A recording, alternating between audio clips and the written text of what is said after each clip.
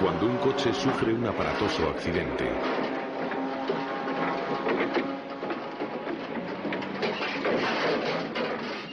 o cuando suena una campana, el sonido que oímos no lo producen esos objetos como tales, sino su vibración. Estas vibraciones provocan perturbaciones en el aire que viajan hasta nuestros oídos y allí se transforman en la sensación del sonido tal y como nosotros la conocemos. Cuando suena un altavoz, los movimientos de su membrana se transmiten a las moléculas de aire que están en contacto con ella. Estas se trasladan y crean una especie de reacción en cadena, donde las moléculas desplazadas obligan a sus vecinas a hacer lo mismo. Así se produce una onda que se propaga en todas direcciones.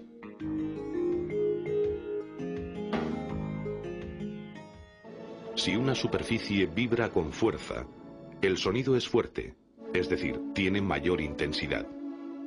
La intensidad y el tono de un sonido son dos de sus características más importantes.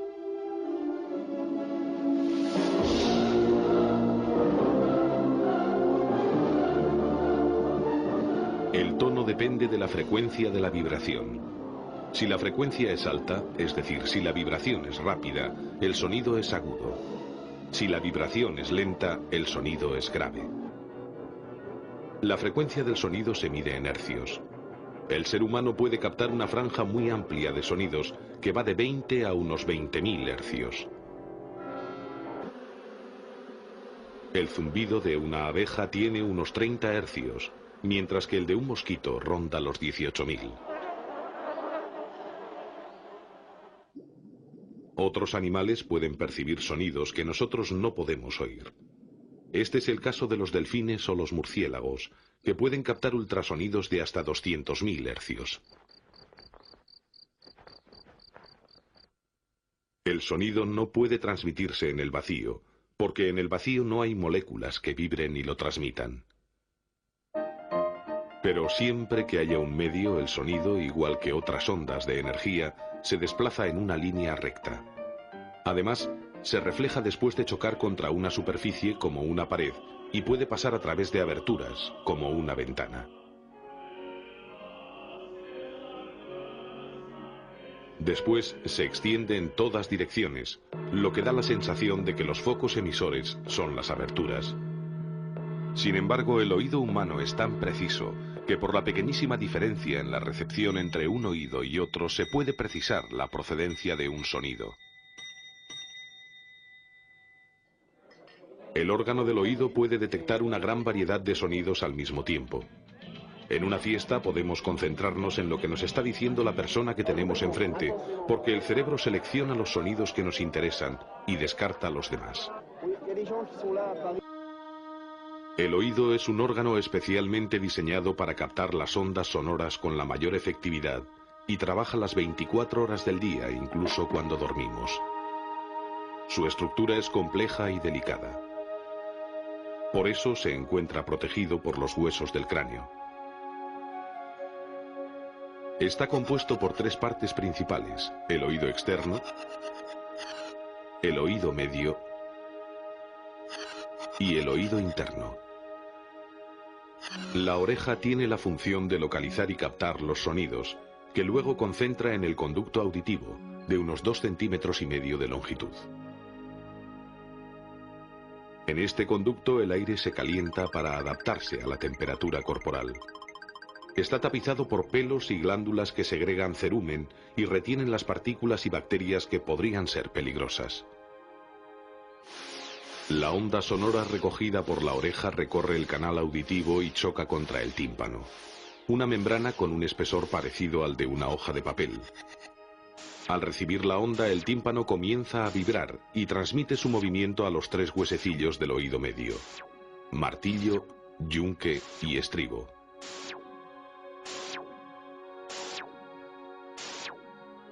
Estos huesecillos, los más pequeños del cuerpo humano, tienen la función de conectar el oído externo con el interno, y la realizan con una eficacia asombrosa.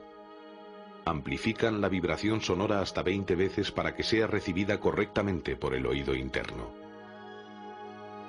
El oído medio está comunicado con el exterior a través de un tubo llamado trompa de Eustaquio, que conecta con la faringe y la nariz. Este conducto permite que exista la misma presión a los dos lados del tímpano.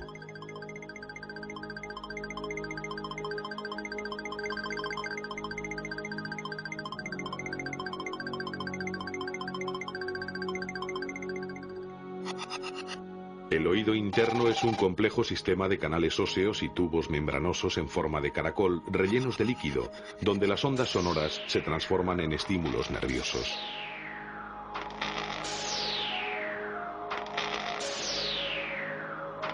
La vibración de los huesecillos del oído medio transmite el movimiento al fluido del oído interno y viaja a través de la estructura en forma de caracol, estimulando miles de células receptoras que envían los impulsos al cerebro.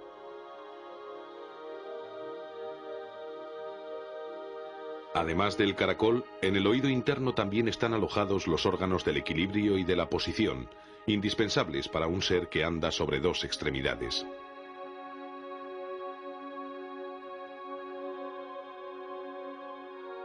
Por un lado, hay tres canales semicirculares, en los que hay unas cámaras que contienen cilios. Cualquier movimiento de la cabeza hace circular el líquido interior y mueve los cilios, cuyas terminaciones nerviosas transmiten al cerebro la posición.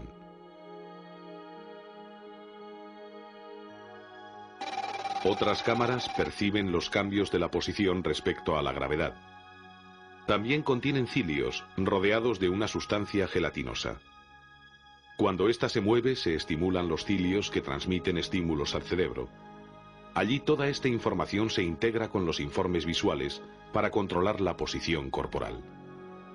Cuando las informaciones no coinciden, se produce la sensación de vértigo. Prácticamente todos los animales pluricelulares tienen órganos específicos para controlar la posición de su cuerpo y su relación respecto a la fuerza de la gravedad. Los órganos del equilibrio del hombre tuvieron su origen en los peces y han sufrido pocos cambios importantes desde entonces. El oído humano es un instrumento asombroso y de una precisión extrema.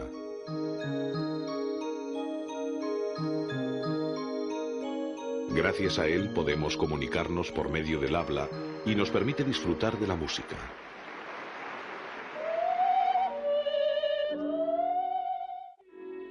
El sonido puede influir en el temperamento humano de una manera extremadamente sutil. La música puede suavizar o excitar el ánimo y el ruido puede provocar desde el mal humor hasta la depresión grave. La intensidad del sonido se suele medir en decibelios.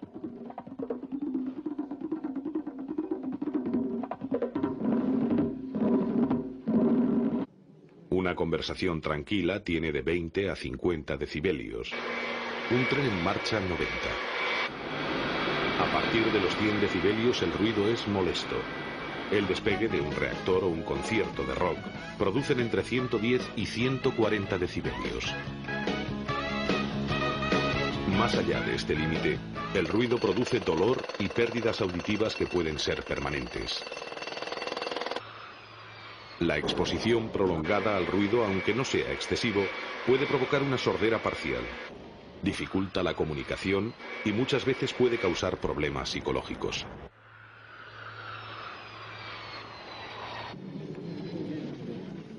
El ruido afecta al sueño, a la concentración y a la eficiencia. Muchos gobiernos han considerado ya el problema de la contaminación sonora y se toman medidas como la instalación de pantallas acústicas o la insonorización industrial y urbana, ya que se reconoce al ruido como uno de los inconvenientes ambientales más graves de la sociedad moderna.